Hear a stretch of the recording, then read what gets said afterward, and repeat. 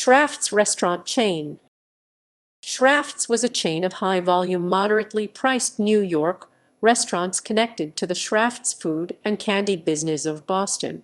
The dining rooms, which had tablecloths at dinner time, and later had separate standing bar areas, were supplemented by fountain service lunch counters, separate rooms in which were displayed for sale Schrafft's branded candy and ice cream, and various items such as wrapped gift baskets of fruit, candy, and stuffed toys. History. Schrafft's began as a candy manufacturer in Boston, but over time the company became a well-known restaurant chain as well. In 1898, Frank G. Shattuck, a salesman for the Schrafft Company from upstate New York, opened a candy store at Broadway and West 36th Street in Manhattan, New York City. His sister, Jane Shattuck, was largely responsible for the introduction of light lunches into the stores. The first to serve food was the Syracuse store in 1906. By 1909, Jane introduced meals to the second New York City Schrafft's at 54 West 23rd Street in the heart of the Ladies' Mile shopping district.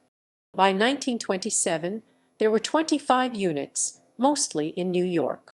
Schrafft's was known for an air of gentility typical of the upper-middle-class home.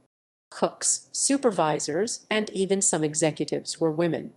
Menus of the 1920s and 1930s included many salads, more desserts than entrees, and vegetable selections such as creamed cauliflower and fried eggplant. Rent cuts in the Depression encouraged chain expansion, and by 1937 there were 43 Schrafft's, primarily in metropolitan New York City, but a few in Boston and Philadelphia. The 1939 WPA Guide to New York City said Schrafft's had 38 locations in the metropolitan area, serving American home food. At its peak there were about 50 units in Greater New York.